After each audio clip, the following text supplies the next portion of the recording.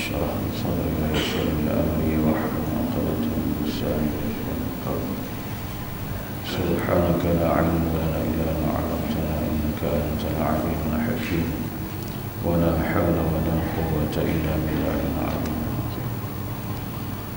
Alhamdulillah, surat 724. Bismillahirrahmanirrahim. Fudail bin Iyad berkata, 5 tanda kebahagiaan: keyakinan dalam hati, dan wara' dalam agama, dan zuhud dalam dunia, dan malu di mata, dan takut kepada Allah di seluruh badan. Dan 5 daripada tanda-tanda celaka kerana keras hati dan kering mata, dan tiada rasa malu, dan rakus terhadap dunia, dan panjang angan-angan. Sidang jemaah muslimin muslimat sekalian, sambungan kita daripada pagi semalam. Kata seorang di kalangan ahli ibadah, orang yang alim, Fudail bin Iyad, dia kata 5 perkara tanda kebahagiaan, iaitu keyakinan dalam hati dan wara' dalam agama. Jadi keyakinan dalam hati ini ialah orang yang yakin dan penuh keimanan kepada Allah, dan wara' orang yang memelihara diri daripada melakukan perkara-perkara yang diharamkan, bahkan yang syubhat pun tidak mahu untuk dilakukan. Jadi bila yakin dengan hati ini, orang yang bertakwa, yang yakin sungguh dengan hatinya kepada Allah, makna iman yang benar kepada Tuhan, dan datang sifat wara' itu sifat yang orang yang mulia, maka itulah kebahagiaan yang akan diperolehi bagi seseorang hamba Allah.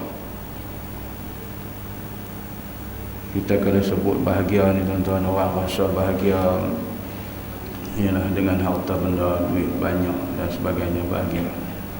Tapi kebahagiaan yang hakiki adalah orang yang mempunyai keimanan, ketakwaan kepada Allah. Dan dalam hal agama Allah, dalam kerja-kerja agama, orang yang yakin hati dengan Allah ni, maka mereka tekun dalam beribadat kepada Allah. Jadi sebab tu dia rasa tenang, dia rasa kebahagiaan. Dan orang yang bahagia tu juga, ketenangan dalam hati, dalam jiwa manusia tu juga orang yang ada ketenangan mutmainnah, iaitu orang yang rajin banyak atau yang banyak menyebut nama Allah. Ala bizikrillah tatmainnul qulub. Orang yang banyak mengasihi Allah ni jiwa dia tengah, dia tenang. Jadi sebab tu dengan berzikir kepada Allah, maka jiwa manusia jadi tenang. Sebab tu Imam Ghazali kata ubat penawar bagi hati yang sakit ialah dengan zikrullah. Sama juga pandangan Syekh Ibn Arabi, seorang ulama di negara Maghribi, seorang tokoh ulama ni, dia kata dengan zikir kepada Allah maka jiwa manusia itu menjadi ketenangan. Jadi pandangan ulama bersependapat dengan ketenangan hati itu ialah dengan berzikir kepada Allah. Jadi itu yang kata datangnya sifat wara' tadi ni. Dan zuhud dalam dunia, yakni kita menggunakan dunia sebagai perantaraan bagi mencapai kebahagiaan di alam akhirat. Bukan dia buang dunia. Kalau kita sebut zuhud ni, kata buang dunia, tak, dia ambil dunia bagi digunakan matlamat untuk mendapat kebahagiaan di akhirat. Jadi makna kita gunakan dunia ni untuk menuju kebahagiaan di alam akhirat yang kekal abadi. bukan dia buang dunia. Jadi dalam zuhud ni adalah sifat orang yang dimuliakan oleh Allah, sebab mereka punya sifat yang mulia dengan tidak mengkata menjadi terpengaruh dengan dunia, tidak jadi tamak halaba, tak jadi orang kata gila dengan dunia ni. Jadi dia sibuk ambil dunia untuk menuju ke alam akhirat dengan banyak melakukan ibadah. Sebab kalau kita kata nak buang dunia, tak boleh, sebab dunia ni Tuhan bagi buat sementara waktu untuk kita. Jadi kita nak guna bagi mencapai maksud, ialah untuk kebahagiaan di alam akhirat kekal abadi. Dan malu di mata dan takut kepada Allah seluruh badan. Jadi malu di mata maknanya memelihara mata daripada melihat perkara-perkara yang diharamkan oleh Allah, yang ditegah oleh Tuhan. Yang kita baca pada pagi semalam, dia kata pejamkan mata, maknanya kita tidak melihat kepada perkara-perkara yang diharamkan oleh Allah. Ini mata ni tuan-tuan ni nak kena jaga. Tuhan bagi nikmat mata ni, kata ulama dalam kitab Penawar Bagi Hati, Allah jadikan mata ni digunakan dunia untuk kegunaan dua, pada dunia dan juga untuk di akhirat. Dengan adanya mata pada dunia digunakan untuk melihat tanda-tanda kebesaran Allah Subhanahu wa taala. Tuhan suruh tengok dengan kejadian-kejadian yang Tuhan buat. Moga-moga dengan kita memerhati kejadian keindahan alam itu, melahirkan manusia itu menjadi orang yang beriman dan bertakwa. Dan apabila kita menggunakan mata untuk dunia juga, untuk melihat pada tempat-tempat yang diradai oleh Allah, dan digunakan mata pada dunia untuk kemudahan maslahah yang kita guna atas dunia bagi segala usaha-usaha yang kebaikan. Jadi tak ada mata jadi masalah, buta. Tapi itulah, bila ada mata dia buta, mata dia celik, buta mata hati. Itu jadi payah. Orang yang buta mata tapi celik mata hati. Jadi bila buta mata boleh lagi dipimpin, tapi kalau buta mata hati, maka padam habis iman kepada Allah. Dia tak nampak dah. Jadi itu yang kita takut.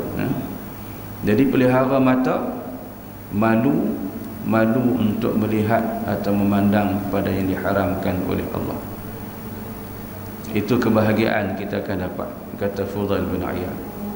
Dan takut kepada Allah berseluruh badan, maknanya kita merasa takut dengan Allah seluruh panca indera dan seluruh anggota badan, zahir dan batin, dipelihara daripada melakukan perkara yang ditegah oleh Allah. Sebab kita duduk dalam satu jasad, dalam satu badan ni, bila hak yang satu tu dia buat, hak lain akan mengikut. Dia tak boleh berasingan, kan? Kata kaki, bila kaki berjalan, hak lain akan ikut semua. Jadi tak boleh berasingan. Jadi sebab tu disuruh takut kepada Allah seluruh badan, merasa takut. Jadi bila takut seluruh anggota badan, maka dipeliharalah anggota kita yang 7 ni. Kita ada 7 bahagian. Ada mata, ada telinga, ada lisan, tangan, kaki, perut dan kemaluan. Jadi dipelihara semua yang 7 tadi ni. Maka sebab tu dibahas oleh ulama di dalam kitab Penawar Bagi Hati, ataupun juga dihurai dengan secara ringkas oleh Tuan Haji, Allah Irham, Tuan Haji Datuk Haji Muhammad Zain, bekas Mufti Brunei Darussalam, dalam kitab Zainul Insan. Sempena nama dia tu, dinamakan kitab tu Zainul Insan. Tuan Haji Muhammad Zain, Datuk, orang kaya terkaya negeri Brunei Darussalam, Datuk Mufti, dah kembali ke rahmatullah. Jadi dia tulis kitab dia nama Zainul Insan. Jadi disyarah dalam kitab tu, maka dipeliharalah akan seluruh anggota kita yang 7 supaya sentiasa dalam keadaan menjadi hamba Allah yang bertakwa kepada Allah. Jadi kata takut ni menjadi manusia yang bertakwa. Sebab kalau kita takut dalam bahasa Melayu ni, makna kita kena lari jauh daripada sesuatu. Macam kita takut dekat binatang buas, kita lari. Nampak kelibat bayang dia pun kita tak nak lah, kita memisah jauh. Tapi bagi Allah ni, takut di sini ialah dengan mendekatkan diri kepada Allah, melakukan perkara-perkara yang disuruh, meninggalkan perkara yang ditegah. Makin lama makin kita dekat dengan Tuhan, menjadi hamba yang taqarrub, orang yang muqarrabin, yang mendekatkan diri kepada Allah. Itu kata takut seluruh badan tu. Jadi kalau kita dengan boleh memelihara anggota kita yang 7 ni, maka jadilah insan yang Allah kata dalam surah Al-Ahzab. Tengok dalam surah Al-Ahzab ayat 35, wal qanitina wal qanitat, orang laki-laki yang tunduk, yang patuh pada Allah, dan perempuan-perempuan yang patuh kepada Allah Subhanahu wa taala. Ada dijelaskan 10 sifat manusia yang beriman, orang yang baik, dalam surah Al-Ahzab ayat 35. Jadi 5 perkara itu, kata Fudail bin Iyad, barang siapa yang punya 5 itu, itulah tanda kebahagiaan dalam hidup dia dunia dan akhirat, insya-Allah. Bahagia sampai di akhirat.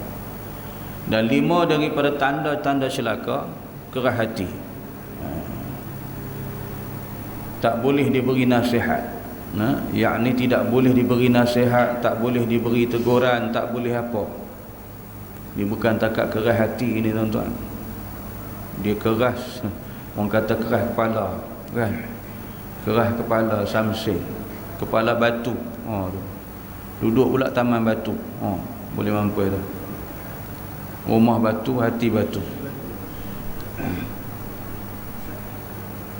Tu dia tak panggil saya, tak bagi buat kuliah. Dia panggil sekali buat kuliah, lepas tu dia tak bagi ya. Pasal dia bila kita kuliah, buka kitab, dia pun bersembang di belakang. Jadi bila saya sentuh perkara tu, dia marah. Bila kita berhenti, dia berhenti. Bila kita sambung kitab, dia pun sambung sama. Jadi saya tegur dalam kuliah. Dia kata dah duduk di kampung batu, kepala batu, hati pun hati batu juga, rumah batu. Dia marah, tak bagi kuliah dah. Tak bagi, sudah, bukan saya makan gaji, kita dipanggil, kita tolong. Tu masjid batu. Allah Allah. Jadi Pak Imam minta maaf dengan saya. Dia kata ustaz memang macam tu dia orang tu. Ustaz mana mari pun macam tu juga. Saya kata payah macam tu. Jadi kita ni tak boleh bercakap, tak boleh sembang, sebab benda tu dalam majlis ilmu, jika ada apa nak tanya, minta laluan, minta izin. Jika diberi, jika tak diberi laluan, kita tak boleh tanya. Kena jaga adab tu. Jadi manusia yang hati keras, orang beri nasihat pun tak boleh terima. Kita baca ayat Quran pun tak boleh terima, baca hadis tak boleh terima. Ni manusia hati keras. Itu yang Allah kata dalam Quran, dalam surah Al-Baqarah, fi qulubihim maradun fazadahumullahu marada. Jadi manusia ni adanya hati dalam tu penyakit.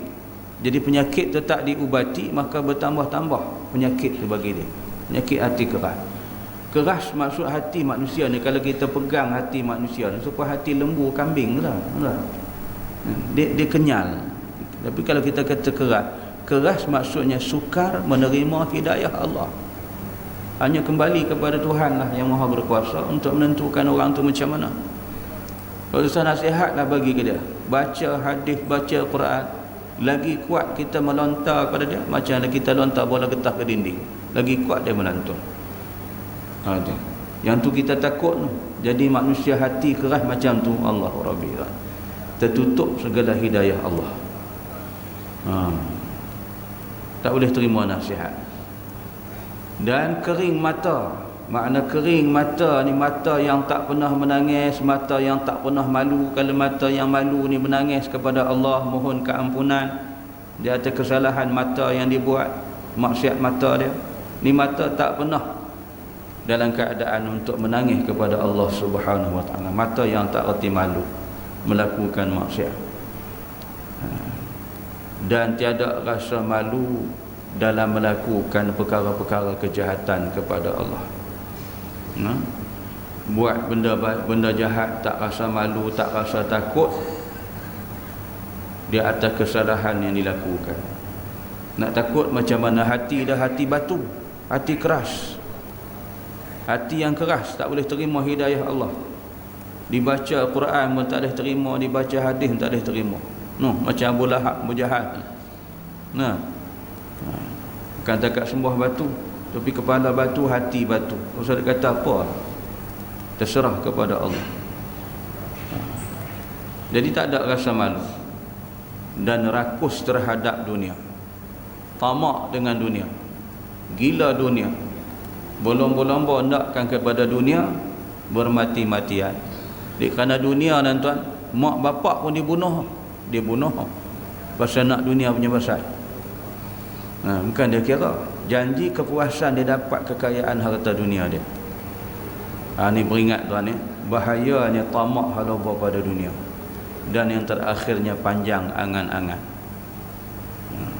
Orang hidup dalam beribadat, dia sibuk dengan panjang angan-angan, duk berangan gitu. Jadi benda nak hidup bahagia kita di akhirat bukan dengan berangan-angan. Dia kena melakukan amal ibadah kepada Allah. Kalau hidup berangan-angan ni, maka membawa kepada kecelakaan, kata Fudail bin Iyad. Celakalah diri kita, tak ada apa-apa pun. Jadi kita dihidupkan untuk beribadat, bukan untuk berangan-angan dalam kehidupan. Nakkan hidup kita dalam menjadi kenyataan. Jadi nyatanya hidup dalam beribadat kepada Allah, dengan banyak beribadat. Kalau hidup berangan-angan, tuan-tuan, tak jadi kerja. Jadi itulah kata Fudail bin Iyad, 5 lawan bagi 5 yang membahagiakan kita, 5 perkara yang mencelakakan kita. Jadi mudah-mudahan Allah memberi kepada kita, dipelihara kita, dan kita berada pada golongan yang mendapat kebahagiaan, bukan golongan yang celaka. Wallahu a'lam. Subhanakallahumma wa bihamdika, asyhadu an la ilaha illa anta, astaghfiruka wa atubu ilaik. Bismillahirrahmanirrahim. Wal 'asri insana lafi khusr illa allazina amanu wa 'amilus solihati wa tawassaw bil haqqi wa tawassaw bis sabr. Shadaqallahul 'azim. Assalamu alaikum warahmatullahi wabarakatuh.